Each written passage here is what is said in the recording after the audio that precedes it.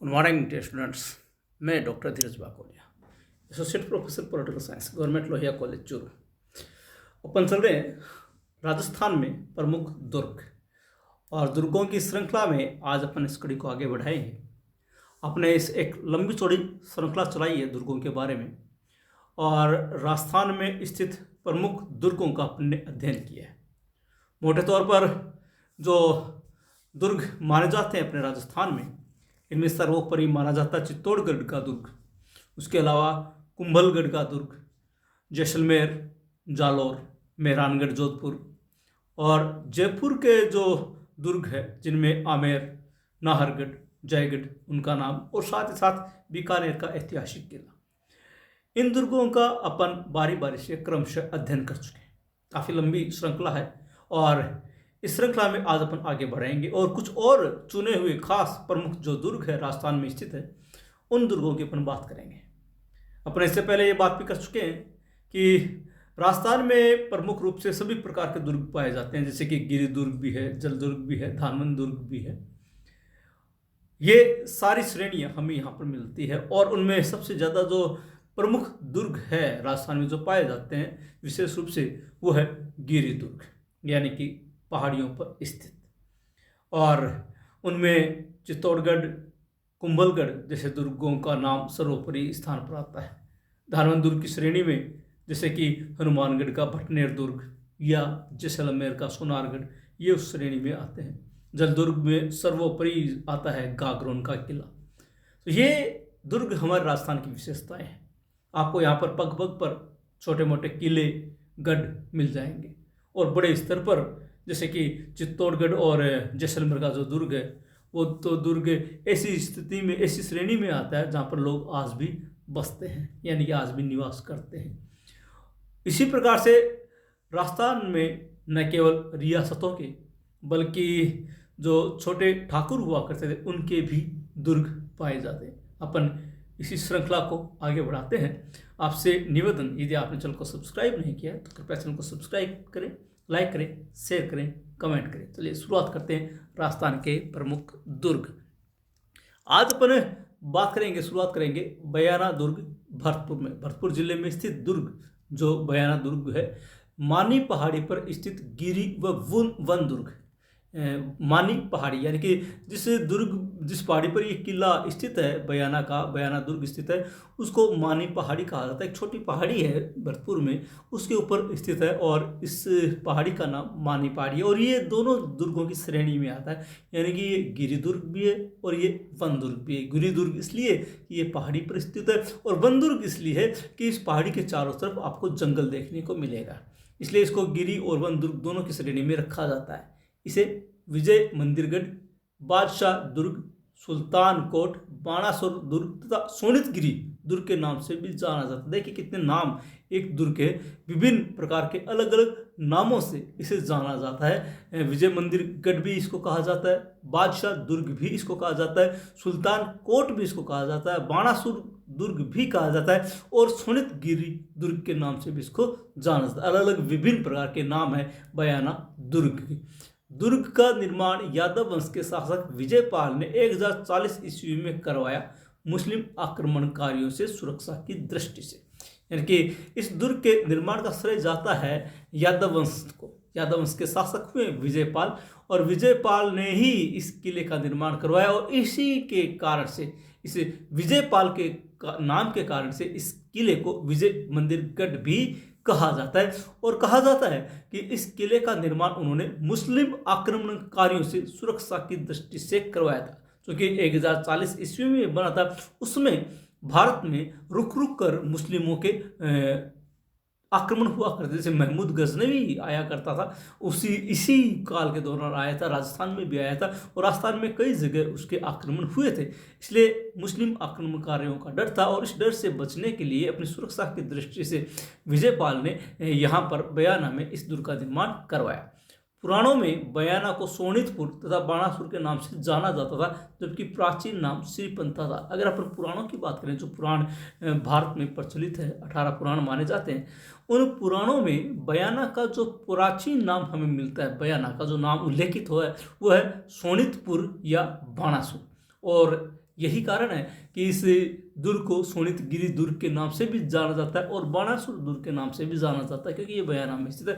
इसके अलावा इसका जो बयाना है, इसका एक प्राचीन नाम हमें श्रीपंथा के नाम से भी मिलता है, हालांकि आज इसको श्रीपंथा नहीं कहा जाता। ये है बयाना का ऐतिहासिक दुर्ग।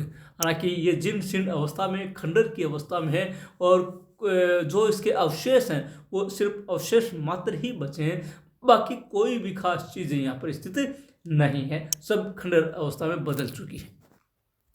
दुर्ग के भीतर समुद्रगुप्त के सामंत विष्णुवर्धन द्वारा निर्मित लाल पत्थरों से बनी एक ऊंची लाट स्थित है, जिसे भीमलाट कहते हैं। जिसमें गुप्त साम्राज्य हुआ करता था, ये जो इलाका था, ये इलाका समुद्रगुप्त के अधीन हुआ करता था, और समुद्रगुप्त का एक सामंत हुआ करता था, क्योंकि गुप्त साम्राज्य सामंती साम्राज्य था। तो एक सामंत हुआ करता था विष्णुवर्धन। विष्णुवर्धन ने, कहा जाता है कि यहाँ पर एक ऊंची लाट, यानी कि एक ऊंची मीनार का निर्माण करवाया था, जिसे भीमलाट कहते हैं, और वो भीमलाट आज भी इस दुर्ग के भीतर देखे जा सकते हैं। हालांकि ये बहुत प्राचीन बात है, और उस समय यहाँ पर इस पहाड़ी पर एक भीमलाट का निर्माण करवाया गया था। बाद में उसी जगह पर विजयपाल ने इस दुर्ग का निर्माण करवाया था। यहाँ समुद्रगुप्त द्वारा निर्मित राजस्थान का पहला विजय स्तंभ स्थित है। ये जो दुर्ग है, इस दुर्ग में एक मस्जिद है जिसे आज उषा मस्जिद कहते हैं। पहले ये मंदिर हुआ करता था उषा मंदिर के नाम से। उसी के पास में एक लोहे की मीनार है जिसको विजय स्तंभ कहा जाता है, और कहा जाता है कि ये समुद्रगुप्त के द्वारा बनाई गई थी, और ये राजस्थान की उस समय की, हम यूँ कह सकते हैं कि सबसे पहली एक प्रकार की मीनार है जो विजय स्तंभ के नाम से जाने जाते हैं। यहाँ लोधी मीनार, सराय सादुल्ला, अकबरी छतरी, जहांगीरी दरवाज़ा, उषा मंदिर, रानी चित्रलेखा द्वारा निर्मित स्थित है। यानी कुछ ऐसी चीज़ें जो आपको इस गढ़ के भीतर, इस दुर्ग के भीतर देखने को मिलेगी। इसमें एक लोधी मीनार के नाम से एक लंबी मीनार भी है, सराय सादुल्ला के नाम से एक भवन बना हुआ है, अकबरी छतरी, एक छोटी सी छतरी, हालांकि अब वो खंडर हो चुके हैं, उसको अकबरी छतरी नाम दिया गया, जहांगीरी दरवाजा है, और उषा मंदिर है। यहाँ पर एक रानी हुआ करती, रानी चित्रलेखा, उस चित्रलेखा के नाम पर उषा मंदिर, यानी कि एक देवी का मंदिर यहाँ पर बनाया गया था, वो मंदिर भी स्थित है। और भी जैसे मैंने जिक्र किया यहाँ पर कि इस मंदिर को तोड़कर बाद में मस्जिद का निर्माण कर दिया गया था, जिस कारण से इसको उषा मस्जिद भी कहा जाता है। दिल्ली सुल्तान इल्तुतमिश ने उषा मंदिर को तोड़कर यहाँ मस्जिद का निर्माण करवाया तथा उषा की प्रतिमा को तोड़ दिया। बाद में जाटों ने इस मंदिर का पुनर्निर्माण करवाया।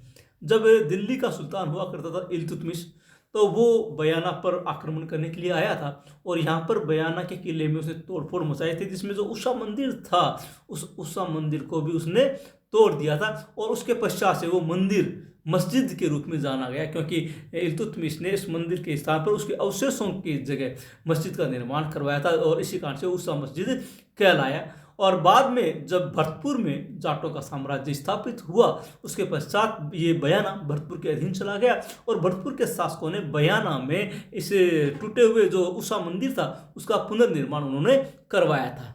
अब बात करते हैं लोहागढ़ भरतपुर। भरतपुर का एक ऐतिहासिक किला भरतपुर का, और इस ऐतिहासिक किले में उसके साथ कई इतिहास ये समेटे हुए हैं, और बहुत सी महत्वपूर्ण बातों को ये अपने साथ जोड़े हुए बहुत सी ऐसी ऐतिहासिक घटनाएं हैं जो भरतपुर के किले के साथ जुड़ी हुई है। महाराजा सूरजमल द्वारा 1733 ईस्वी में निर्मित पारिक दुर्ग, चारों ओर जल से भरी गहरी खाई तथा मिट्टी की बनी विशाल प्राचीर इसकी विशेषता है। इसका निर्माण, जो भरतपुर का लोहागढ़ है, इसका निर्माण महाराजा सूरजमल के द्वारा करवाया गया सन 1733 ईस्वी में, और ये पारिक दुर्ग की श्रेणी में आता है। पारिक दुर्ग उस दुर्ग को कहते हैं जिसके चारों तरफ गहरी खाई हो, और गहरी खाई में पानी भरा हुआ हो, और वो खाई भी जो है वो कंटीली झाड़ियों से घिरी हुई हो। ऐसे दुर्ग को पारिक दुर्ग माना जाता है, कहा जाता है। तो जो लोहागढ़ का भरतपुर का लोहागढ़ दुर्ग है वो पारिक दुर्ग की श्रेणी में आता है। इसके चारों तरफ जल से भरी गहरी खाइयाँ, आज भी वो पानी से भरी हुई खाइयाँ हैं, और एक विशाल दीवार है जो पूरी तरह से मिट्टी की बनी। और अभी अपन बात करेंगे, ये जो विशाल दीवार है, अगर किसी के द्वारा इसमें कोई गोला भी दागा जाता था तो वो गोला मिट्टी में दब कर रह जाता था। इसलिए कभी इस किले को इस प्रकार से शत्रुओं से कोई नुकसान नहीं हुआ, इसीलिए इसको लोहागढ़ कहा गया। और ये कभी जीता नहीं जा सका, किसी भी शासक के द्वारा, किसी भी शत्रु के द्वारा इसको विजित नहीं किया जा सका। तो ये भरतपुर का ऐतिहासिक दुर्ग जो है वो महाराजा सूरजमल ने सन 1733 ईस्वी में बनाया था।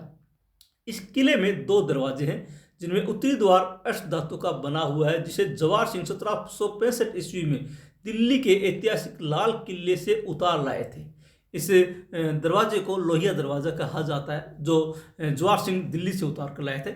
जब जवाहर सिंह भरतपुर के शासक हुआ करते थे, तब इन्होंने दिल्ली के ऊपर आक्रमण किया था। देखिए ऐतिहासिक तथ्य कि दिल्ली का काल 1765 ईस्वी, औरंगजेब उस समय नहीं रहे। उसके पश्चात दिल्ली में हम जानते हैं कि मुगल साम्राज्य में फूट पड़ गई, और उसके पश्चात मुगल साम्राज्य कमज़ोर होता चला गया। तो इसका फ़ायदा उठाते हुए भरतपुर के जो शासक थे जवाहर सिंह, इन्होंने दिल्ली के ऊपर आक्रमण कर दिया और काफ़ी समय तक युद्ध चला। और उसके पश्चात ये आखिरकार दिल्ली के लाल किले का एक दरवाज़ा था जो अष्ट धातु से बना हुआ था, उस दरवाजे को उतार कर भरतपुर ले आए और भरतपुर में उसको स्थापित किया 1765 ईस्वी में। और इस किले का नाम पड़ा लोहिया दरवाज़ा। आज भी भरतपुर के इस ऐतिहासिक लोहागढ़ दुर्ग में आपको वो किला, वो दरवाज़ा दिख जाएगा जो कि जवाहर सिंह के द्वारा दिल्ली से लाया गया था।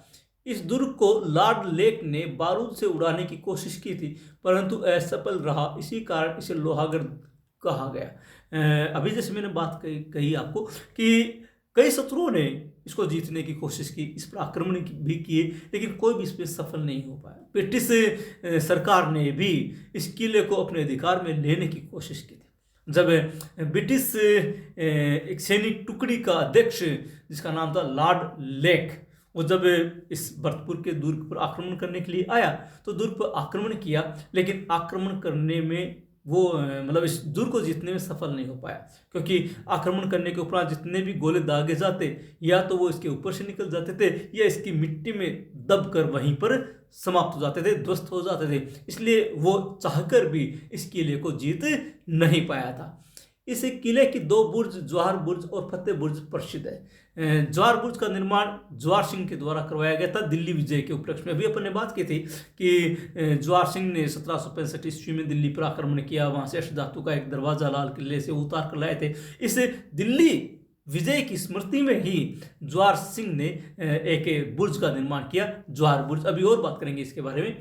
दुर्ग के निर्माण से पहले यहाँ खेमकरण जाट की कच्ची कुटिया थी। ऐसा माना जाता है कि किंवदंती है कि महाराजा सूरजमल ने जिस स्थान पर किले का निर्माण करवाया, जो आज लोहागढ़ के नाम से भरतपुर में शान से खड़ा है, उस किले के स्थान पर किसी समय एक छोटी कच्ची झोपड़ी हुआ करती थी, जिसको खेमकरण जाट की कच्ची कुटिया कहा जाता था। और उसी कच्ची कुटिया के स्थान पर, उसी झोपड़ी के स्थान पर लोहागढ़ दुर्ग का निर्माण किया गया। और शायद इस कारण से उसको एक प्रकार से वरदान प्राप्त हुआ ताकि कोई भी इस दुर्ग को कभी जीत नहीं पाएगा। दुर्ग के चारों ओर 700 फीट चौड़ी 60 फीट गहरी खाई स्थित है, जिसमें सुजान गंगा नहर बहती है। सुजान गंगा नहर में मोती झील से पानी लाया जाता था और मोती झील रूपारेल और बाणगंगा नदियों के संगम पर बांध बनाकर बनाई गई। ये तथ्य जरा ध्यान से सुनिएगा।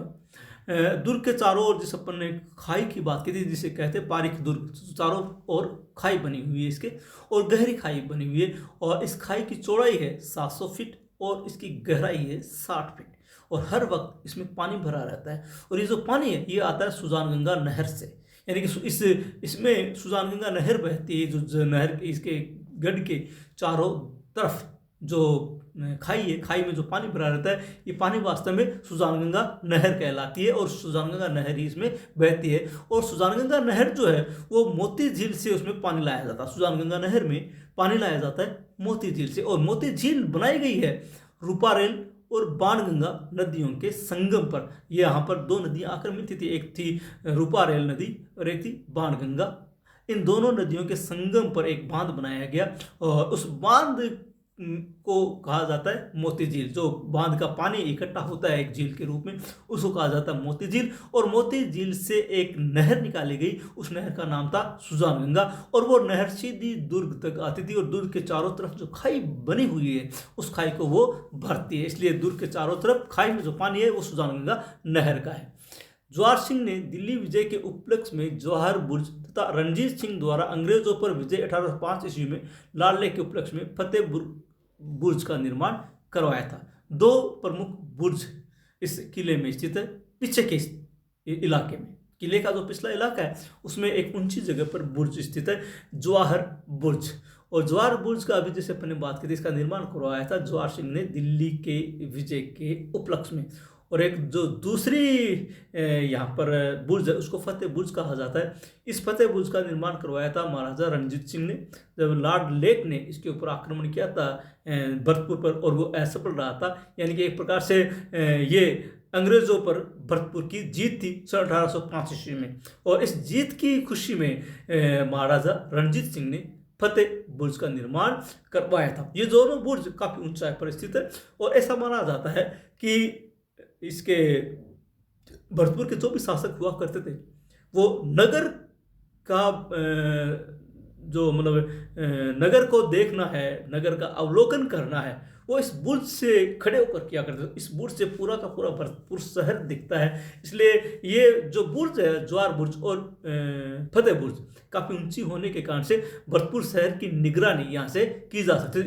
इस बुर्ज के ऊपर, दोनों बुर्ज के ऊपर तोपें भी स्थित है, ताकि अगर कभी ऐसी स्थिति आए तो तोप भी चलानी पड़ जाए। दुर्ग में दीवाने खास नामक सुंदर इमारत स्थित, जिसे कचहरी किला कहा जाता है। दुर्ग का एक जगह है जहाँ पर महल बने हुए हैं, वहाँ पर एक बहुत ही सुंदर महल बना हुआ है और उस महल का नाम है दीवाने खास। शायद वो महाराजा के परिवार के खास लोगों के लिए हुआ करता था, इसलिए उसका नाम दीवाने खास रखा गया। उसको कचहरी किला भी कहा जाता है। ये जो दीवाने खास वाली जो इमारत है इसको कचहरी किला भी कहा जाता है। दुर्ग में नूर महल भी दर्शनीय है। एक छोटा सा और महल बना हुआ है महारानी के लिए, उसको नूर महल कहा जाता है, वो भी किले में दर्शनीय है। ये है ऐतिहासिक लोहागढ़ दुर्ग। आप देखिए ये जो बनी हुई है यहाँ पर, ये पानी है चारों तरफ से, और यहाँ से ये नीचे से पानी के जाने का, गुजरने का रास्ता है, ऊपर से ये किले में प्रवेश का रास्ता है। तो ये जो नहर, ये जो पानी है, ये वास्तव में नहर से आता था पानी, जो सुजानगंगा नहर से थी। अगला किला है, अगला दुर्ग है बाला दुर्ग अलवर। गिरिदुर्ग का मतलब जो पहाड़ पर स्थित हो, ऊंची पहाड़ी पर स्थित होता है, उसको गिरिदुर्ग कहा जाता है। तो बाला दुर्ग जो अलवर है उसको गिरिदुर्ग की श्रेणी में रखा जाता है। इसका निर्माण आमेर नरेश कोकिल देव के पुत्र अलगू राय ने एक छोटे दुर्ग के रूप में करवाया तथा दुर्ग के नीचे एक छोटा अलपुर नामक नगर बसाया। ये अलपुर ही आगे चलकर अपभ्रंश होकर अलवर के नाम से जाना गया। और इस गिरिदुर्ग का निर्माण का जो श्रेय है वो आमेर शासकों को जाता है। आमेर नरेश कोकिल देव हुआ करते थे। कोकिल देव के पुत्र थे अलगू राय। अलगू राय जब आमेर के शासक बने तब इन्होंने इस स्थान पर एक छोटे से किले पर दुर्ग का निर्माण करवाया, जो बाला दुर्ग के नाम से जाना जाता है। और इस दुर्ग के नीचे तलहटी में एक छोटा सा कस्बा भी उन्होंने अलपुर के नाम से बसाया था। अलपुर अलगू राय, चूंकि उनका शुरुआत का नाम था, इसलिए उन्होंने अलपुर नाम से एक कस्बा बसाया था। इस प्राचीन नगर के दशावशेष रावण देहरा के नाम से आज भी देखे जा सकते हैं। यानी जो प्राचीन बाला दुर्ग है, अगर आप देखना चाहें तो आज भी आपको अलवर में देखने को मिलेगा। और उसके जो अब अवशेष बचे हैं उनको रावण देहरा कहा जाता है। रावण देहरा आज भी अलवर में आप प्राचीन बाला दुर्ग के अवशेष देख सकते हैं रावण देहरा के नाम से। अलावल खां मेवाती ने दुर्ग का विशाल प्रवेश द्वार व प्रकोटे का निर्माण करवाया था। ये दुर्ग जो था कुछ समय के लिए मेवातियों के अधिकार में चला गया था। जैसे अपन हसन खां मेवाती का नाम सुनते हैं तो उनके पूर्वज हुआ करते थे अलावल खां मेवाती, जिन्होंने इस दुर्ग पर अधिकार किया था। और उन्होंने बाला किले के प्रवेश द्वार और इसके प्रकोटे का निर्माण करा। प्रकोटा मतलब जो चारों तरफ से जो दीवार से घिरा हुआ होता है, उस प्रकोटे का निर्माण जो है अलावल खां मेवाती द्वारा करवाया गया था। इसके पुत्र हसन खां मेवाती, जो खानवा में राणा सांगा की तरफ से लड़ा था, ने इस दुर्ग में अनेक कार्य संपन्न करवाए। हसन खां मेवाती जो थे वो राणा सांगा के साथ युद्ध में शामिल हुए थे बाबर के विरुद्ध। और इस युद्ध में हसन खां मेवाती जो थे वो काम आ गए थे, यानी कि उनमें उसकी वो वीरगति को प्राप्त हुए थे। और उन्हीं हसन खां मेवाती ने इस बाला दुर्ग में कुछ और भी महलों का, भवनों का निर्माण कार्य संपन्न करवाया था। खानवा युद्ध के बाद इस दुर्ग पर मुगलों का अधिकार हो गया, क्योंकि खानवा युद्ध में बाबर की सेना ने आखिरकार राणा सांगा की सेना को पराजित किया था और हसन खां मेवाती इस युद्ध में मारे गए थे। तो चूंकि ये हसन खां मेवाती के अधीन था बालादुर्ग अलवर, तो फिर इस पर आखिरकार उस मुगलों की जीत के पश्चात मुगलों का अधिकार इस दुर्ग पर हो गया था। औरंगजेब की मृत्यु के बाद महाराजा सूरजमल ने इस दुर्ग को मुगलों से छीनकर अधिकार कर लिया। जब भरतपुर में जाट शासक सूरजमल हुआ करते थे, तो उन्होंने औरंगजेब की मृत्यु के बाद इस दुर्ग को छीन लिया और उस पर अपना अधिकार स्थापित कर लिया, क्योंकि औरंगजेब के पश्चात कोई भी मुगल सम्राट इतना शक्तिशाली नहीं रहा कि वो किसी से लोहा ले सकता। वो कमज़ोर से कमज़ोर होता चला गया और इसका फ़ायदा उठाकर महाराजा सूरजमल ने इस दुर्ग पर आक्रमण करके इस पर अधिकार कर लिया था। सूरजमल ने इस दुर्ग में सूरजकुंड नामक जलाशय का निर्माण करवाया। सूरजमल के द्वारा चूंकि बनाया गया था, इस जलाशय को सूरजकुंड नाम दिया गया। यह है ऐतिहासिक बाला किला। आज भी इसकी जो दीवारें हैं, प्राचीर जो है, इसका परकोटा जो है, वो आज भी शान के साथ खड़ी है। हालांकि बाकी अन्य बिल्डिंग्स जो है, अन्य भवन जो है, समय के साथ जर्जर होते जा रहे हैं, लेकिन फिर भी आज भी ये अच्छी स्थिति में है। हम ये नहीं कह सकते ये पूरी तरह से खंडर हो चुका है, आज भी ये अच्छी स्थिति में आपको देखा जा सकता है। अगला किला है मांडलगढ़ दुर्ग, भीलवाड़ा, बनास, बेड़च व मेलाल नदियों के त्रिवेणी संगम के समीप बीजासन पहाड़ी पर स्थित है गिरि दुर्ग। देखिए, ये 3 नदियों के संगम पर अवश्य है। 3 नदियां यहाँ पर आकर मिलती है, एक तो बनास, एक बेड़च और एक मेनाल। और इन तीनों नदियों के संगम पर एक पहाड़ी के ऊपर स्थित है गिरिदुर्ग मांडलगढ़। क्योंकि उस पहाड़ी का नाम बीजासन है, वो जो पहाड़ी है जिसके ऊपर ये मांडलगढ़ का दुर्ग बना हुआ है, बीजासन पहाड़ी है, और उस पहाड़ी के ऊपर स्थित है ये दुर्ग मांडलगढ़। इसका नाम मांडलगढ़ है। दुर्ग की आकृति कटोरे नुमा व मंडलाकृति होने के कारण से इसको मांडलगढ़ कहा गया। यानी इसका नाम मांडलगढ़ क्यों पड़ा? क्योंकि इस दुर्ग की जो आकृति है वो कटोरे नुमा है। जैसे ये कटोरा होता है, ऐसे मतलब छाया हुआ, ऐसे चारों तरफ से ऊंचा और बीच में नीचा, तो इस कारण से चूंकि इसकी आकृति कटोरे नुमा या कटोरे को मंडल भी कहा जाता है, मंडल के मंडलाकृति होने के कारण से इस किले का नाम मांडलगढ़ पड़ा। दुर्ग के निर्माण की प्रारंभिक जानकारी नहीं होने से ऐसा माना जाता है कि निर्माण चांदना गुर्जर द्वारा करवाया गया।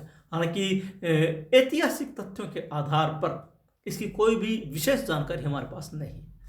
कहीं पर भी विशेष ग्रंथों में भी केवल वीर विनोद जो श्यामल दास ने लिखी थी, उसके अलावा कहीं पर भी इसका वर्णन नहीं मिलता इस किले का, कि इस किले का निर्माण किसने करवाया, कब करवाया। तो जो हमें उपलब्ध जो जानकारी है, प्रारंभिक जो जानकारी है, जैसी मान्यता है, ऐसा माना जाता है कि इसका निर्माण एक गुज्जर ने करवाया था जिसका नाम था चांदना गुज्जर। उसके द्वारा इस किले का निर्माण करवाया गया था। हालांकि जो वीर विनोद में श्यामल दास है वो कुछ और बात कहते हैं। इतिहासकार श्यामल दास द्वारा रचित ग्रंथ वीर विनोद के अनुसार दुर्ग का निर्माण अजमेर के चौहानों ने करवाया। ऐसा श्यामल दास ने लिखा है अपने ग्रंथ वीर विनोद में कि इस मांडलगढ़ के ऐतिहासिक दुर्ग का निर्माण अजमेर के चौहान शासकों ने करवाया। क्योंकि चौहानों का अधिकार क्षेत्र बहुत विस्तृत था, दिल्ली तक उनका अधिकार था। तो ऐसी स्थिति में उस समय भीलवाड़ा का ये मांडलगढ़ का जो किला था वो भी अजमेर के चौहानों के अधीन आया करता था, ये इलाका उनके अधीन था। तो यहाँ पर उन्होंने इस बीजासन पहाड़ी पर एक किले का निर्माण करवाया जो मांडलगढ़ के नाम से जाना गया। ऐसा वीर विनोद में श्यामल दास लिखते हैं। हालांकि दोनों ही जो बातें हैं वो विरोधाभासी है। कोई कहता है कि मान्यता जैसी है चांदना गुज्जर ने करवाया, और श्यामल दास कहते हैं कि इसका निर्माण अजमेर के चौहानों ने करवाया। खैर जो भी हो, मुगल बादशाहों ने इसके सामरिक महत्व के कारण इसे अपनी सैनिक अभियानों का मुख्य केंद्र बनाया। जब भी मुगल शासक राजस्थान में किसी आक्रमण के लिए जाते थे तो इसकी स्थिति बीच की थी। चित्तौड़गढ़, उदयपुर आदि स्थानों पर जाने के लिए भीलवाड़ा से होकर गुजरना पड़ता था, मांडलगढ़ से होकर गुजरना पड़ता था, और यहाँ पर विश्राम करने के लिए उनके पास स्थान था। तो वो जब भी किसी विशेष अभियान के लिए जाते थे तो अपने अभियान के लिए मुख्य केंद्र जो है वो इसी किले को यानी कि मांडलगढ़ दुर्ग को ही बनाते थे, और इसलिए मुगल बादशाहों की शक्ति के लिए महत्वपूर्ण केंद्र के रूप में स्थापित हुआ करता था। दुर्ग में ऋषभदेव जैन मंदिर, उंडेश्वर व जलेश्वर नामक 2 प्राचीन शिव मंदिर तथा सागर व सागरी तालाब स्थित है। इसमें कुछ मंदिर बने हुए हैं इस दुर्ग के भीतर। इसमें जैन मंदिर है जो ऋषभदेव भगवान को समर्पित है, ऋषभदेव जैन मंदिर कहलाता है। 2 शिवालय हैं जिनमें एक का नाम उंडेश्वर है और एक का नाम जलेश्वर है। इसके अलावा 2 तालाब है, एक तालाब बड़ा है, एक तालाब छोटा है। बड़े तालाब को सागर तालाब कहते हैं, छोटे तालाब को सागरी तालाब कहते हैं। हालांकि आज वो सूखने की स्थिति में है, लेकिन फिर भी वहाँ पर जो छोटे तालाब स्थित है इस मांडलगढ़ दुर्ग में। ये है मांडलगढ़ का ऐतिहासिक दुर्ग। आज जो इसमें टावर वगैरह देख रहे हैं ये भारत सरकार के टावर हैं जो संचार विभाग के द्वारा स्थापित किए गए हैं। और यहाँ इन टावरों के माध्यम से जो वायुयान जाते हैं इधर उधर से, उनसे संपर्क स्थापित किया जाता है। और ये गिरिदुर्ग है, ये आप जो पहाड़ी देख रहे हैं इस पहाड़ी का नाम बीजासन पहाड़ी है और इस पर ये मंडलाकृति का दुर्ग जो मांडलगढ़ के नाम से जाना जाता है शान के साथ खड़ा है। आशा है आपको वीडियो पसंद आया होगा। आज अपनी इतनी बात करके इस कड़ी को और आगे बढ़ाएंगे। अभी भी बहुत सारे दुर्गों की बात होनी बाकी है, इसको और आगे अगली कड़ी के रूप में लेंगे। आशा वीडियो पसंद आया होगा। कहीं पर कोई कन्फ्यूज़न हो तो आप कमेंट बॉक्स पर जाकर लेंगे या मुझसे भी आप बात कर सकते हैं।